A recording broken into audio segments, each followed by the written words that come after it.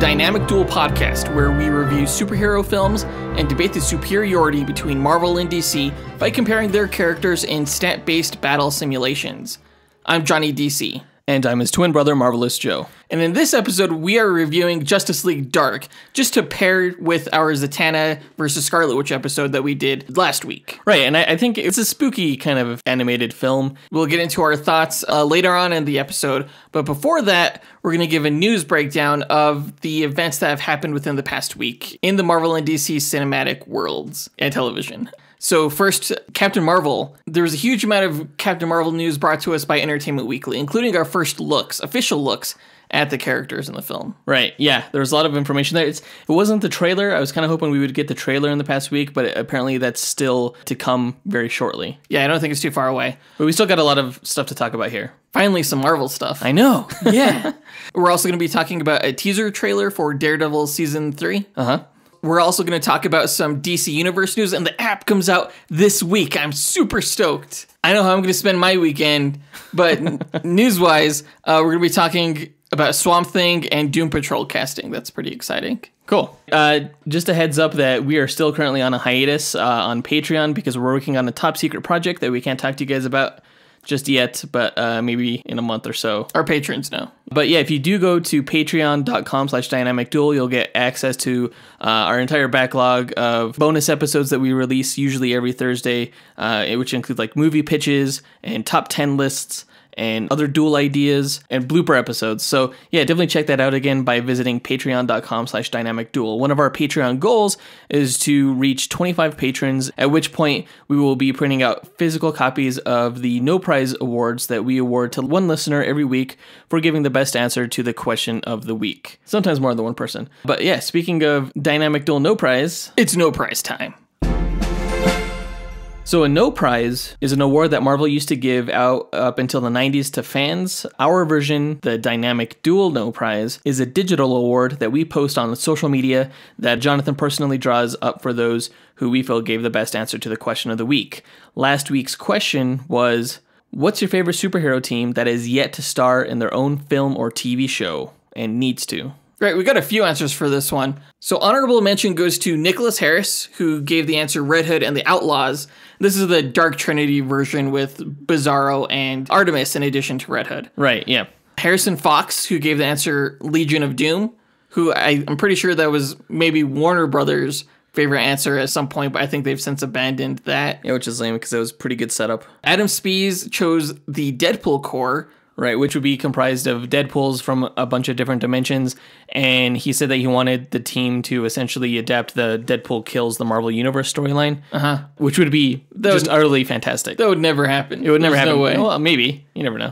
Ken Johnson gave the answer Sinister Six, which I think was Sony's plan for a while, but they probably since abandoned that. Yep. Joel Seagrave gave Marvel Knights, specifically like Daredevil, Moon Knight, all Punisher, Elektra, like the Netflix Black Widow. Yeah.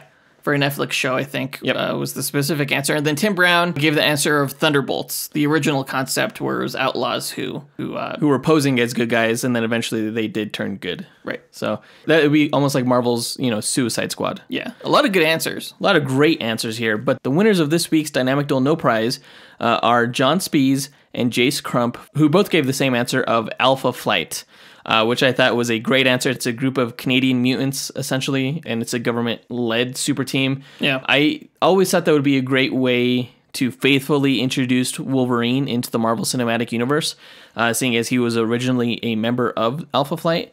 And, with Captain Marvel getting introduced here in the Cinematic Universe, she recently in the comics had ties to the Alpha Flight space station. So you could even tie the team in that way through her. So whichever way you go, I really love these characters. You have Guardian, Sasquatch, Puck, Aurora, Snowbird, all those people. They're just great characters, and they have a lot of really cool powers. And I think up there in the Canadian Rockies and in the wilderness and stuff like that, you could have some pretty cool visuals along the way too. Cool. That's all you have to say about that? Cool. If you like it.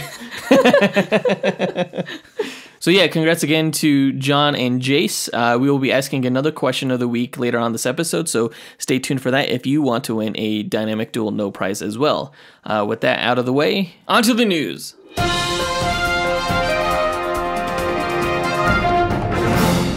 So in our first official look at the Captain Marvel movie, which is due to come out March of 2019, Entertainment Weekly has released a bunch of cool photos of Captain Marvel and some of the supporting characters that will be in the movie as well. Yeah, the main one, probably, she was on the cover.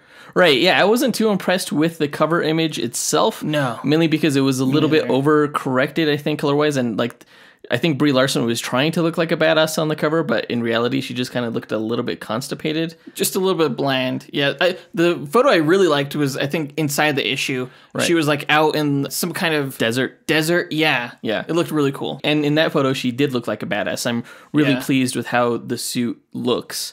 You know, it looks exactly like all the set photos that have been released that we've seen online, but it's the traditional Captain Marvel colors of gold, red, and blue. Right, but we do see the green in another photo with the rest of some other team. Yeah, it's the Star Force. It's the Kree Star Force. They were put together by the Supreme Intelligence, who runs the Kree Empire, basically. So we get to see, you know, earlier versions of Korath, the Pursuer, who, as we know, was played by Jaimin Hansu in the Guardians of the Galaxy film. Yeah. So his early days are shown here. That's crazy that Jaimin Hansu gets to be in both Captain Marvel films next year. Well, Shazam as well. Oh, that's right, yeah. Yeah. Yeah, because he is Shazam. But yeah, we also see an early version of Ronan the Accuser, who was also in Guardians of the Galaxy, but he's not, I guess, quite the zealot that he was in that movie at this point in time. We see other Star Force members, such as Dr. Minerva. I think it's Captain Atlas, and I think the other one, the guy with the beard, I think that's Ultimus, because he's like the oldest, he's like the elder, and in the comics, Ultimus was like the Kree Eternal, you know. I was really glad to see that Supremor himself was not on the team as he usually is in the comics, because I'm still holding out hope that he'll be the main bad guy for, you know, the Inhumans movie that I wrote about a month ago on our Patreon. If you like the Inhumans, I want to check out that pitch, which I thought was pretty good. We got a lot of compliments on it. It was good. Yeah, go ahead and check that out. But yeah, good to see that he's not here. I do like the rest of these characters. They're all pretty much badasses. It's interesting, though, in that they have not revealed the identity of Jude Law's character. Like, don't we all know that he's playing Mar-Vell? Or I thought that was announced.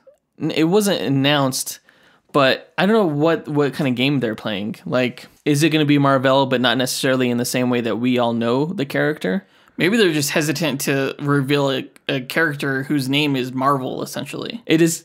I could see them kind of being hesitant about that because, you know, it's kind of cheesy to name an alien after your company, you know? Right. But, you know, there's a reason why they did that. They needed the Captain Marvel name because they felt that they should own it over DC's Captain Marvel at the time. So, I don't know. It's just so weird that they're kind of like balking at the revelation of this character who thus far has only been revealed as the Star Force commander. Yeah, they really need to just come out and say he's Mar-Vell. Just move on. Maybe they'll just call him Mar in the movie. Maybe. Is someone going to confuse Brie Larson's Carol Danvers character as like the captain, and they're just like, "Oh, are you Captain Mar-Vell?" Maybe. I wonder how that's going to play out. Yeah, it would be interesting how she's going to have that name in the movie. They get married. Maybe. Like, there are some rumors going around because they've stated in the Entertainment Weekly article that there is going to be a change to Carol Danvers' origin and how she got her powers. They've stated that she's going to be part Kree, part human, kind of insinuating that one of her parents might be Kree or something like that. Essentially, she's not going to get her powers like she did in the comics, where she was put into the Psych Magnetron by Yon-Rogg. And I think that's probably to steer further away from Green Lantern. That may be the case. It does seem a little bit reminiscent of Guardians of the Galaxy with Star-Lord, how he's half alien, half human, you know? Yeah. So I really hope they don't go that route, because I've heard rumors of people saying that Jude Law's Mar-Vell character is not going to be Brie Larson's romantic interest, but rather her father. Which interesting. I would think would be just a bizarre twist from the comics. I'd rather that not be the case, because again, it would also be too identical to Star-Lord's origin from the Guardians of the Galaxy 2 movie. Yeah.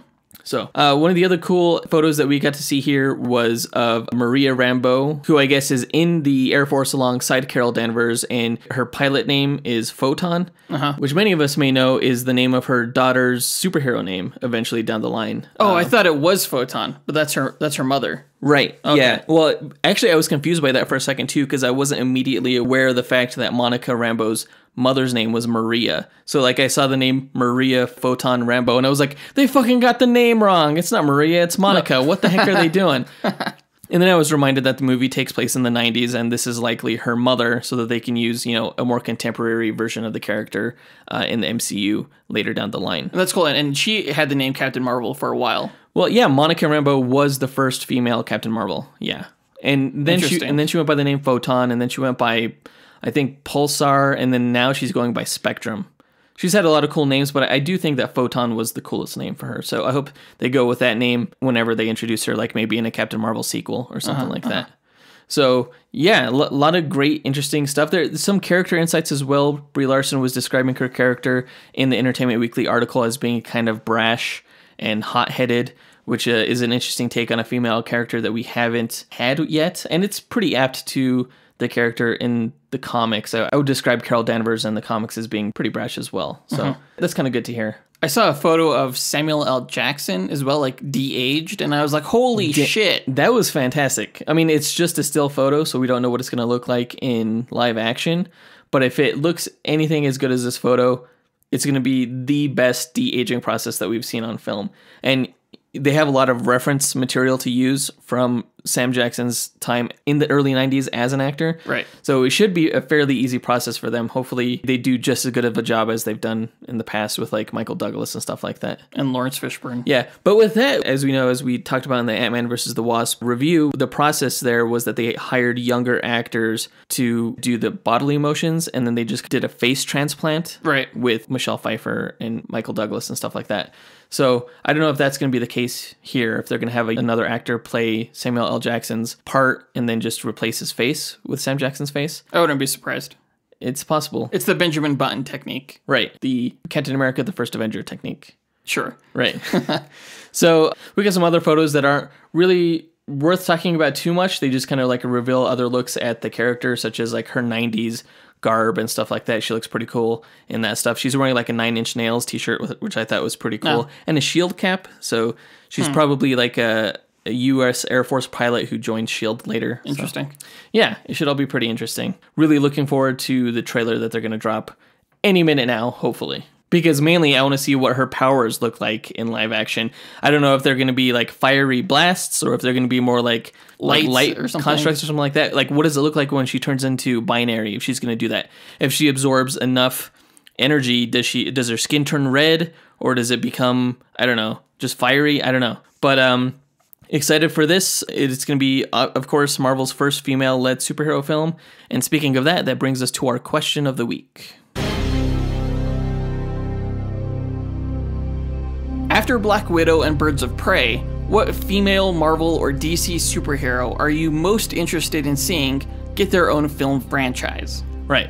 And that also doesn't include, Wonder Woman or anything that's currently in development. Right, so right. What new female-led franchise would you potentially like to see in the future? Yeah, post your answers to our Instagram, Twitter, Facebook, or you could email us at dynamicduelpodcast@gmail.com. We will pick our favorite answer and draw that person a Dynamic Duel No Prize that we'll post to social media.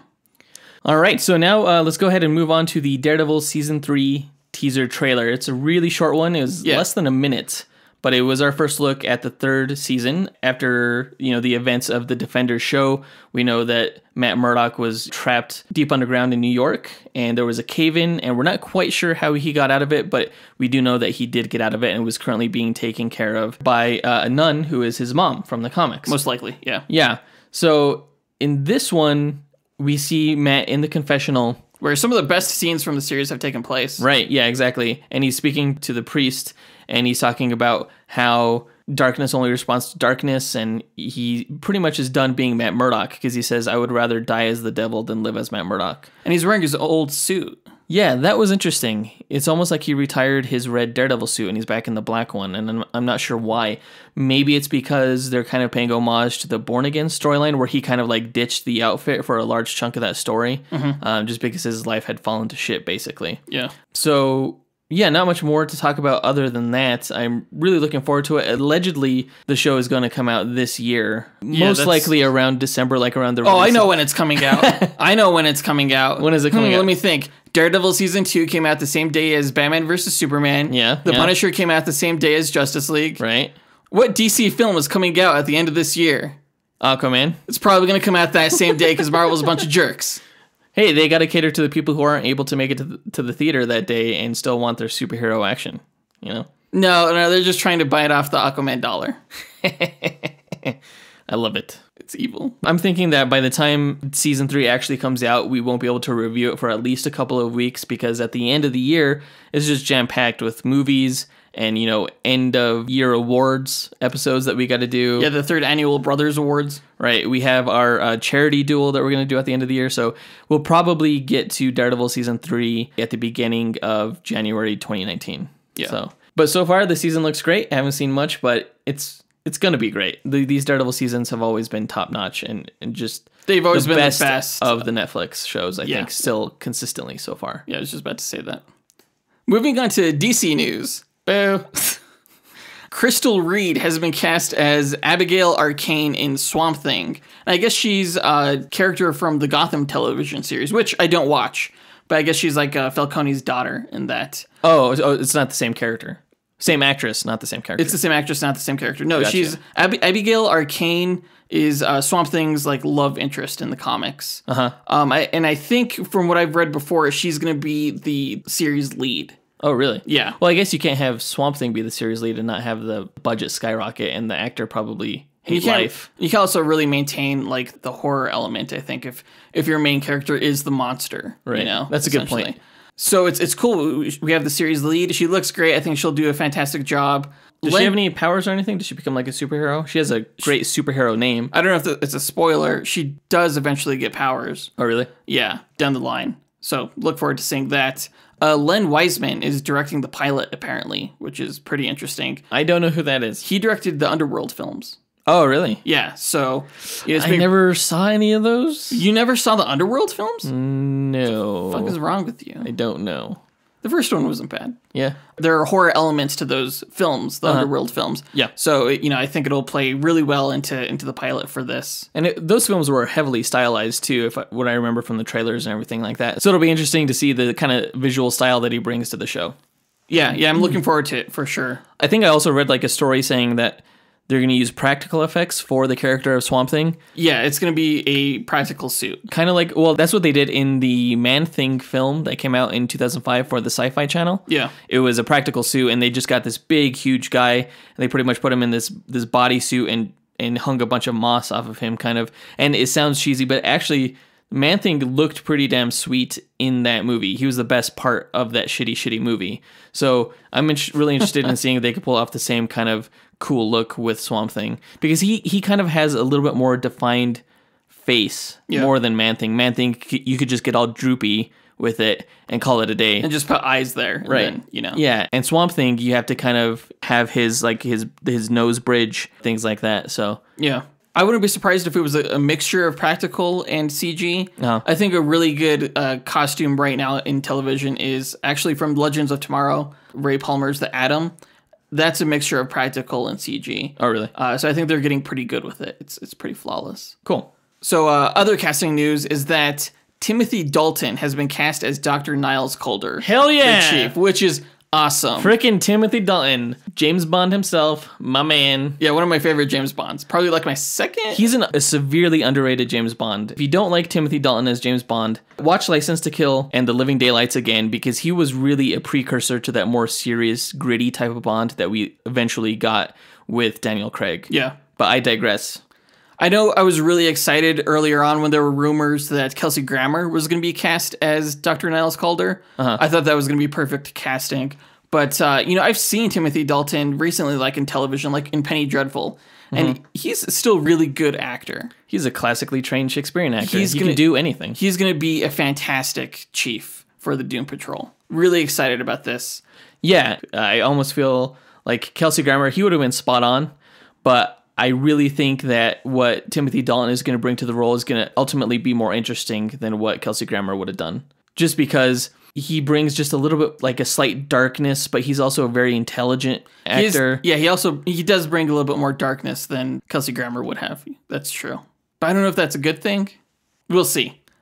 Ultimately, it's a fantastic casting choice. I really can't wait to see it. I was on the fence about watching this show to begin with, but I will totally tune in just to see Timothy Dalton. I love that dude so much. It's just a fantastic cast. It's a really good cast. Yeah, so far. They're getting like these A-list actors for like C-list characters. Yeah, and on a DC app. Like a really exclusive app. Yeah, like not even Netflix or anything like that. So yeah, kudos to them. They're really pouring a lot of money into this. Yeah, it seems like it. But yeah, DC Universe, the app is coming out later on this week. Super looking forward to it. We'll let you guys know what our first impressions are in the next episode. I think that does it for the news, so let's go on to our Justice League Dark review.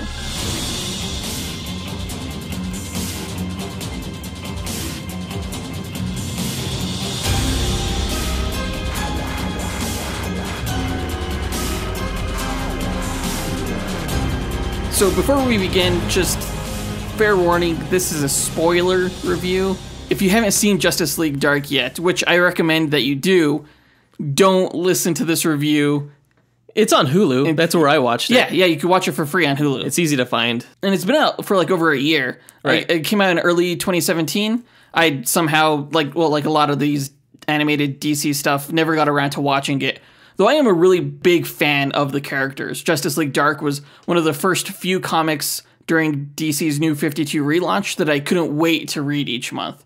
I was just super excited back when there was talk of Guillermo del Toro writing and directing a Justice League Dark film. That never happened, but this movie did. And I saw it for the first time a few days ago.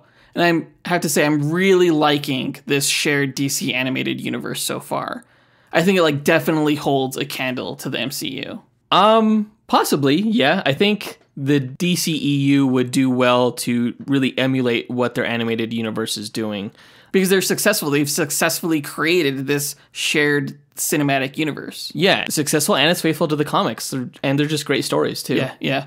I'm kind of embarrassed I haven't been watching all of these films as they've been released. I thought The Death of Superman was really well done. You can listen to our review of that from a month ago. And just to compare this film to that, well, this didn't have those same satisfying emotional beats.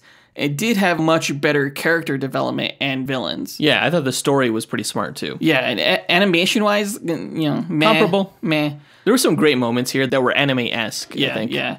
Justice League Dark used a lot of CG backgrounds, which looked really cool during those action scenes, but kind of felt disconnected from the characters in like mundane scenes where they're just like walking down the street or like standing in a house talking. I didn't even notice. As I mentioned in our Death of Superman review, though, like after a while, I just stopped seeing the bad animation. I just kind of follow along with the story. Yeah, it's easy to do that. Yeah. And this story, like, it hooked me right from the beginning. Holy crap. Like, tone-wise, the first, like, few scenes are pitch black. I was not expecting that. Neither was When I. I first turned on the movie, I didn't realize it was a horror film. Yeah. And all of a sudden it was. Well, I should have known. But, like, I didn't expect it to be, like, that dark. I thought it would be, like, yeah, like, supernatural and, fantastical and stuff like that. But you're right. It ventured into some pretty taboo territory. Oh, for sure. Like, I can't think of another scene in any comic book film that's, like, as dark as those early scenes in this film. You learn, like, real quick that the film is rated R. Yeah. And I'm glad we got to see those scenes from the perspective of the Justice League characters that we already know. Like, Superman is this character who represents hope and, like, the best humanity has to offer and believes in the good of people. So seeing him react to, like, the suburban father who killed his neighbors because he thought they were demons. Right, and about to kill his family. Yeah, was really interesting. It's some non-Justice League type stuff. Exactly, the stuff that they never deal with. Territory that they rarely go into. And there was a scene for each member of, the Trinity. You had the Superman scene with the father who was about to kill his family. Yeah. You had the Wonder Woman scene, which dealt with her approaching a woman who had run over a crowd of people in her car. Yeah.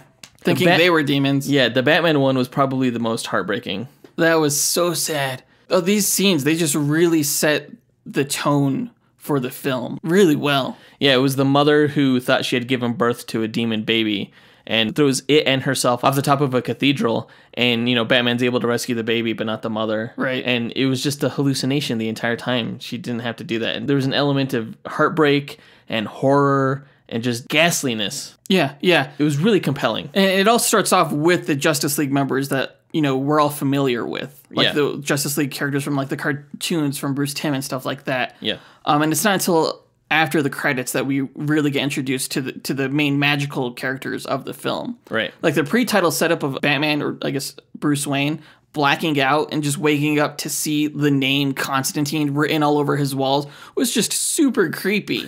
I don't get why Batman was such a disbeliever in that the root cause of all this chaos going on around the world was magical in nature. Yeah, and Superman basically said the same thing. Like Shazam, is a magical being, and Wonder Woman is a magical being. Yeah, and they dealt with characters like Felix Faust before, I guess, in earlier films. I didn't get that either. Yeah, Batman was kind of a stubborn asshole in the beginning of this. Yeah. Well, let's get into the characters, starting with Batman. Okay. He was voiced by Jason O'Mara, who I guess he's an actor on Agents of S.H.I.E.L.D. He plays Jeffrey Mace. Oh, really? Yeah. Okay. Yeah, he was the temporary director of S.H.I.E.L.D. and who was also known as the Patriot. He was kind of a superhero in his own right. He's a cool dude. Oh, yeah? Yeah. He has a great voice. Pretty good Batman voice. Yeah. In this film, Batman acts as kind of the audience surrogate. He's introduced to the magical world as we are, and his arc is kind of like, it's faith-based. It's like his science and rationality versus unknown magic. And he grows by the end of the film to accept and see the value in magic users. Yeah. I wasn't too keen, honestly, in seeing him in this film because he wasn't in the comics. Right. That was just to draw viewers in, people who may not be familiar with the Justice League Dark characters but liked Batman. Yeah. He could sometimes feel like he's oversaturated, but his character, I think, definitely worked here. Yeah. More so than I thought it would. They figured out how to include him in a way that didn't feel like he was so out of place. Yeah, it's always kind of cool to see how, like, he, an ordinary man, contributes in these stories. Like, how he's able to stand shoulder to shoulder with both the Justice League members and now these sorcerers. And he does help, like, whether... it's by rigging a sprinkler system and a defibrillator to incapacitate a shit demon. That was weird. Yeah, or, like slamming an adrenaline shot, Pulp Fiction style, into the heart of a dying character. Right. That was a funny scene. Yeah, the lesson that Constantine was trying to teach Batman was, you're of no use here, you're out of your element. Right. There's nothing that you can do. But then Batman would often counter with like, oh, look what I could do. I could do this using science. I could save you from Felix Faust's magic. Right. Or different things like that. Exactly. That was pretty neat. Constantine. Now, Constantine is supposed to be this asshole, just like a really lazy, selfish person who only helps out when he can get something out of it. And most of the time, those around him don't even know what he's really after or that they're being used. Mm-hmm. He's charismatic, so you want to believe that he has these noble intentions, but he usually has some kind of some kind of scam going on. And that's part of the appeal of the character, in that you're always trying to figure out his game, because more often than not, he's just smarter than you, the reader. Yeah. I've always liked him for that. I think this film did a great job with the character. He wasn't really interested in being a part of the team until he learned through Black Orchid that Zatanna still had feelings for him. And I think Zatanna is one of the few people on the planet that Constantine actually cares about. Yeah, that's the impression that I got. Yeah, he has some invested pride in her because he helped teach her. But ultimately, his arc is about openness and like about opening up to others and working as part of a team. He drives like a lot of the narrative forward. Yeah, he's probably the main character. If Batman's the surrogate kind of from which we're introduced into this world, like the primary protagonist, I think, is Constantine. Yeah, he tells everyone, like, we need to go here and we need to see this person, and we do that by doing this. And he's definitely the main character, I would say, for sure. It's hard to pick a favorite moment with him because he's just so competent, and it's on full display throughout the film. But I guess my favorite moment was the one that he kind of showcased the con man aspect of him, which was the whole Trojan horse scene at the end. Yeah, that was a pretty interesting way to kind of finish off the villain at the end. Yeah. My favorite scene with him was actually the poker scene, I think. Oh. Where, the demon was cheating at his cards, and Constantine goes all in and lays down his hand. He only has a pair of twos. Yeah. The demon throws down his hand, which he had cheated to make it look like it was a different one, and then Constantine removes the illusion, and so he ends up screwing him over with a pair of twos. It was pretty cool. Yeah. You know who those demons were, right? The Demons 3. Yeah. I'm not sure who they are, though. What that means. They're just a set of demons in DC lore who used to rule over the galaxy, but were trapped in like a bell wheel in a jar. Oh, okay. They have ties to Felix Faust, which is appropriate for this film. Gotcha. And Constantine, it was voiced by Matt Ryan. He was the live-action Constantine from the TV show. To me, he totally is Constantine. Yeah. Like, the only episodes of Legends of Tomorrow I saw this past season were the episodes with him in it. Uh-huh. And he's going to be a series regular in this upcoming season. Yeah, starting in October. I'm really looking forward to that. Yeah. I think he does a fantastic job as the character. Just really has the attitude down, I think. Yeah. But the next major character, I think probably after him, and probably more important than Batman, was also Zatanna. Yeah. She was voiced by Camilla Luddington, who apparently is Lara Croft. Like in the most recent Lara Croft reboot video game. Video game? Yeah, she did the mocap and the voice work for that. Oh, interesting. It is interesting because she has like a really heavy British accent, and you get none of that in this film. Huh.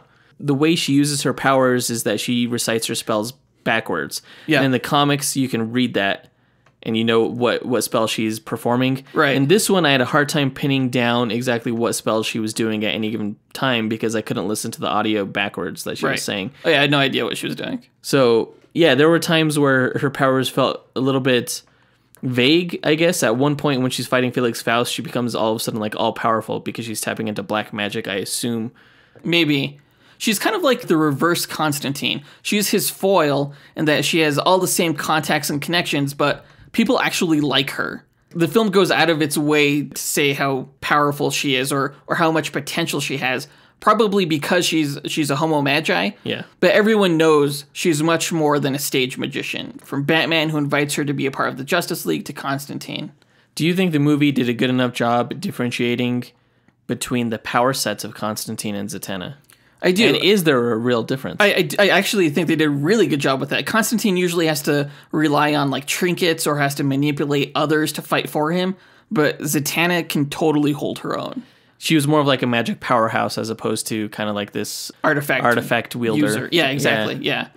My favorite scene with her was probably when she went into like that super magic mode against Felix Faust and just kicked his ass. Yeah, pretty much.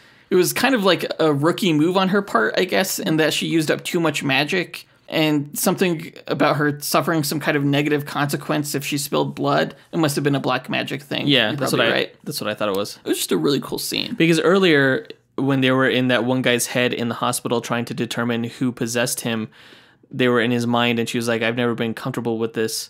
This is like more your kind of thing. And Constantine had been like, well, just remember the training, dark magic doesn't have to be bad or something like that. There was a line that was similar to like that. I'm butchering the paraphrase here, but that was the inclination I got, was that he uses black magic a lot, but knows how to deal with the consequences of it. Yeah. Whereas she's having a hard time dealing with that. I really want to just take like the audio from that moment where she's like becoming really powerful and just listen to what she's saying. And reverse it? Yeah.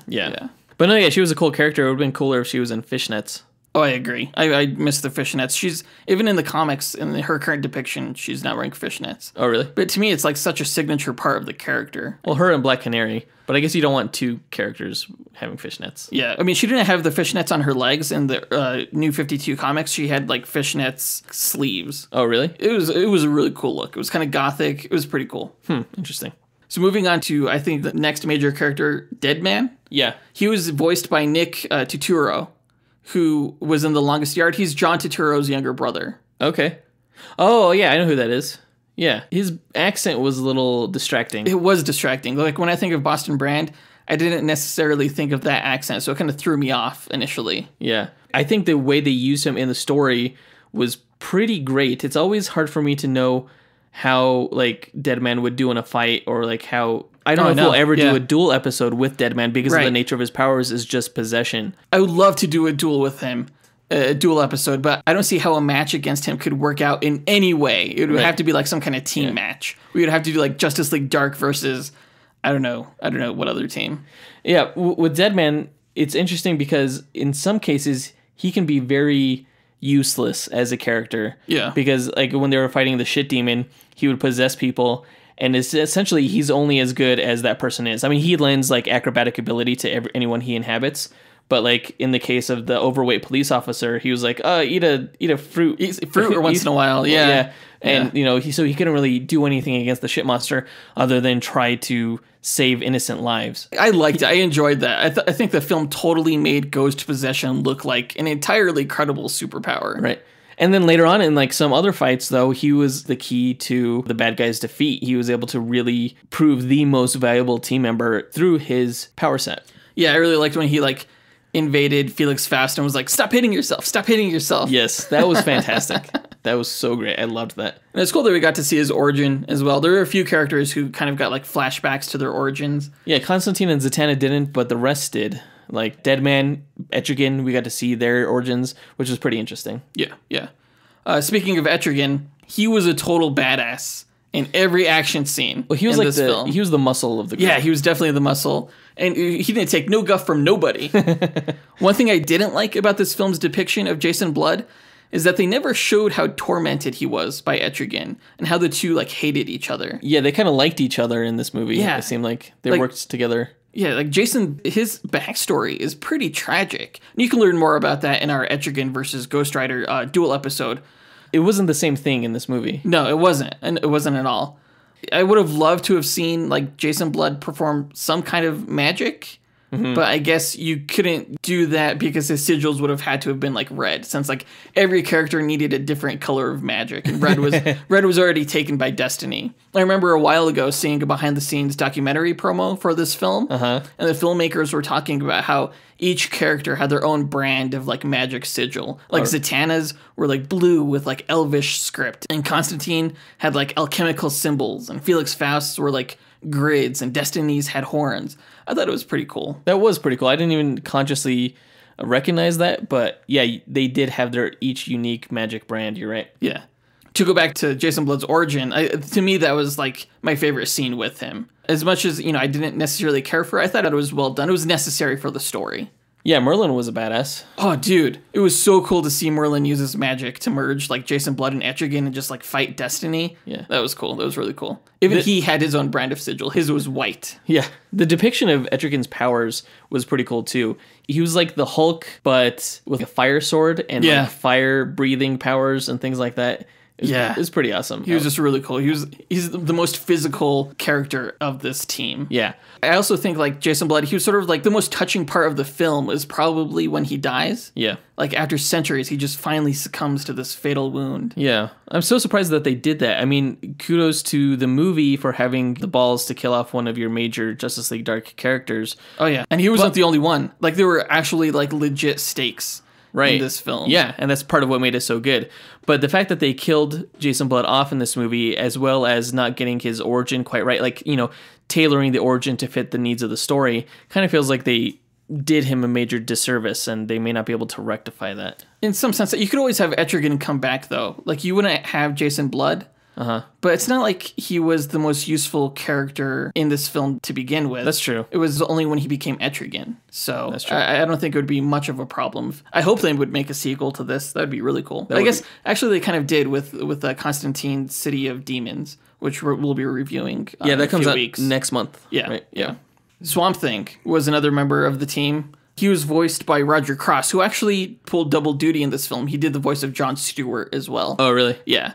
I was looking forward to seeing him in this film the most, Swamp Thing, and I was kind of disappointed. He was barely in the movie. Like, he's one of my favorite characters. He was kind of shoehorned in. Yeah, absolutely. And I was not actually impressed with the characterization of Swamp Thing. I couldn't quite tell if he was intelligent or not, had any kind of sentience. Like, he didn't have a personality. Like, it was non-existent. Pretty much. Yeah, I couldn't tell, like, is this guy dumb or does he just have no personality? Yeah, and they try to hint at a subplot with lines like how he wants to return to being human, given by destiny, but like it wasn't touched upon further, and it wasn't resolved because he died. Right, yeah, that was another thing. They separated Alec Holland from the Swamp Thing monster, and so they effectively killed him off too. And you think that would have major consequences. Right. But it didn't. No, it didn't. It had no bearing whatsoever. I barely cared. Yeah. I think he was only in the movie because the filmmakers were fans of the character. The final fight with him was pretty cool. That was probably the best animation out of the entire film, was the Destiny Swamp Thing fight. You definitely put up like the biggest fight against Destiny. It made you want to see more of the character of Swamp Thing in the film, and it was kind of a drag that he wasn't in there more. I just want a sequel after seeing this. I want to see what happens to Swamp Thing. I want to see what happens to Etrigan. Not necessarily a sequel, even maybe just like a Swamp Thing animated film. Well, yeah. Along with the TV show. Yeah, that's true. Okay, we'll get our fellow Swamp Thing soon enough. Yeah. I guess the last member of the team, if you could consider her a member of the team, was Black Orchid. See, I knew of Black Orchid. It feels to me like this is not even close to what her origin is being in the comics. Nope. So, like in the comics, she was like a sprite or something like that, like nature related, right? Sort of, yeah. She's definitely nature related. There's been a number of characters to have the name Black Orchid. One of them was sort of like a spirit. She was kind of ethereal and kind of like flew around. Huh. But this one is... She was Jarvis. Essentially. She was just really different. She's nothing like that. In the comics, she's plant-based manifestation, not like the House. She's more like Swamp Thing, but like she can emit pheromones and alter her appearance. I didn't really mind the interpretation in this film, though. I don't think... The House of Mystery is pretty... mysterious. So I can totally see it trying to create some kind of humanoid manifestation that would have to serve the will of the House Master. Yeah. And I totally ship her and Deadman. Like, totally. Yeah, they had some kind of connection. He had a relationship with Madame Xanadu in the comic. And Madame Xanadu was another member of the Justice League Dark? Yeah, she's like a tarot reader. She wasn't a big like action player in the comic. Uh-huh. So I'm not surprised that she was dropped from. She was like film. clairvoyant or something. Yeah. Okay. Yeah. Gotcha. Let's move on to Felix Faust. Now I've seen this film twice now. The first time I saw the film, I didn't really appreciate like the false setup that implied he was the primary villain. But the more I think about it, the more I actually think it was really well done. Like you see snippets of him early on, like conjuring tornadoes and shit demons. But why was he doing that? Well.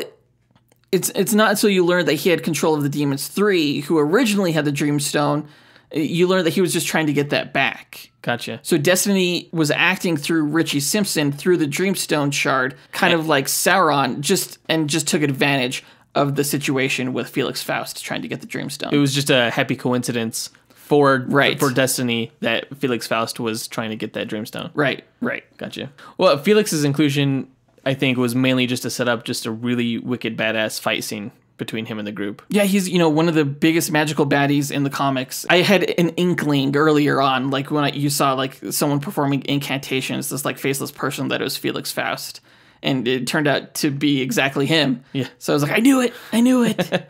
Well, I always appreciate a good red herring when it's done well in a movie. You need to have intelligence in your story and able to pull it off successfully. And I think they did a successful job here. Yeah, I agree. So Richie Simpson, I haven't read anything from the Hellblazer series. I guess this character is from there, but I do remember him from the Constantine television series. And I guess that actor in the television series provided the voice for the same character here. Gotcha.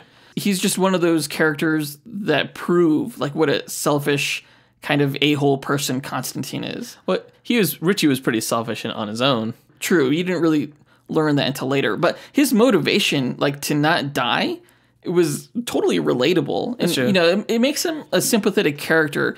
So like even when you learn of his betrayal at the end, you also learn that he didn't know he was being manipulated by Destiny, and he was dragged to hell regardless. Yeah, but I mean, he had this magic cancer and he wanted to fix it. He ended up killing a whole lot of people, in those early dark scenes, like all around the world to just not to frame, die. So in that sense, he's an asshole and he probably deserved to get dragged to hell. Oh, he absolutely deserved it. Yeah. But again, Constantine would never do something like that just to live. No. Constantine has had cancer before. It's a pretty famous story arc with him. But no, he doesn't stoop to the level of killing a whole bunch of people. Yeah, and he did it. Or resulting in the death of a bunch of people. He did it to frame Faust, so that heroes would try and find out who was responsible for this, and they would go to Richie for help, and he would gain access to the House of Mystery, where he knew that the Dreamstone was. Constantine also said that Richie was causing all these atrocious acts around the world to build up Destiny's power, who fed off of people's worst fears and things like that. Yeah. So Destiny was voiced by Alfred Molina, really? Dr. Octopus from Spider-Man 2. Yeah, Alfred Molina has played a few villain characters in DC animated films. I know he was Ares in the Wonder Woman animated feature. Oh, wow. Yeah, but I know Destiny as Dr. Destiny from the comics. And this is a pretty different reimagining of him. Like one of my favorite single comic issues ever involved him and the Dreamstone at a diner in one of the early Sandman comics. The Dreamstone is actually a powerful relic created by Dream of the Endless, Sandman, to house his power that Dr. Destiny like manipulated and corrupted. I didn't really care for the whole medieval sorcerer take here, but I guess he had to show Jason Blood and Etrigan's origin again somehow. It's such an important part of the Etrigan character, and it made Jason Blood even more important to the story. And it was kind of poetic justice that Jason killed Destiny in the same way that Destiny killed him centuries ago, like with a sword through the heart. Yeah. But Destiny as a villain, he appears so late in the film, that's hard to sort of connect with the character, I guess. I thought he was an effective villain, though. But yeah, you're right. He was a very effective villain. I liked him. I thought he was pretty powerful, too. He was going through, the whole city, like, making people go crazy. And the way they just fought him, how he kind of protected himself in kind of like this spherical cocoon that could just like bounce off of things, and they couldn't penetrate without the Trojan horse technique and stuff like that. Right. I thought that was pretty interesting. I liked him as a villain. It was a great final battle. I loved how the Justice League got involved, and of course, because of Destiny's powers, they were corrupted right away and started seeing demons. Right. And that was really cool to see Batman take on the other Justice League members. Yes. Yeah, and that goes into how effective he was as a villain and why I like him. At this point of the end battle, I was really glad that it was an animated film, because I was thinking if this were live action, they wouldn't have the budget to have these two epic boss battles in the movie. Like, a live action version of the movie would have ended with the Felix Faust fight, and it would have just turned out Faust was the villain all along. Yeah. But with animation, you have the resources to provide these two huge final battles. Yeah. Which was pretty cool. Yeah. And of course, Zatanna popped up at the very last final battle to help Batman against the Justice League. And you almost have to wonder if, like, that's why Batman recruited her. Because he was like, oh, someone who could take out the Justice League members. I must have her on my team. Oh, at the end of the film when, he offered her membership? Yeah. You never know. And it was kind of a cool resolution in that she was offered Justice League membership because she has been such a big part of the Justice League past in the comics. Or maybe she ended up denying that membership. No, I think she accepted it. Yeah. I think she pretty much told Constantine that she did. She's on call then? Yeah, basically. Although you probably think she probably could have handled herself pretty well against Doomsday. Right? Yeah. Or Constantine. It was kind of funny when Constantine realized that Zatanna was serious about Batman recommending him for Justice League membership, too. He's totally not a Justice League team player. Right. He's not a superhero. Yeah. But that brings us to the end of the film. Overall, I gotta say, I really enjoyed this. It made me really sad that it was not live action. Well, yeah, it made me hopeful for a Justice League Dark live action film down the line. True. At least. I know that Warner Brothers will sometimes workshop or like kind of seed these characters in the animated universe or on like the CW TV shows just to gauge interest. I think that's what they did with the Assault on Arkham movie. Yeah, for Suicide Squad. They sort of like veiled a Suicide Squad film as a Batman, animated film. Right. And I think this film was pretty successful. These films are really cheap to make for Warner Brothers, I guess. And this film made over like $2 million, which doesn't sound like a whole lot, but I guess it was financially successful. Yeah. Oh, good. Yeah. Overall, I think the story had some pretty good twists and turns. It was complex in a good way, and I like the intelligence behind it. I like how each member on the team was relevant, how there were no like extraneous characters like sometimes you have on Suicide Squad who end up just becoming fodder anyway. But with this one, everybody felt important, everybody felt unique and different and special, even Batman, who's not even a magic user. And if they weren't going to be special, they just weren't included like in that scene, like Swamp Thing. Right. He was only brought out when he was needed, essentially. In that regard, it kind of reminded me of the Avengers movie, where the preconception along a lot of fans was that you couldn't really do these big team-up movies because it would take too much story to try to make everybody feel relevant. Yeah. And in this one, they were able to tie everybody's power set perfectly into the narrative so that they felt like they belonged. Pretty tightly. Yeah. Overall, I give this film 4 stars. Yeah, I agree. I think it was just slightly better than Death of Superman, which was a good movie in itself, but the plot on that one... It was half a story. I think we mentioned that in our review. Yeah.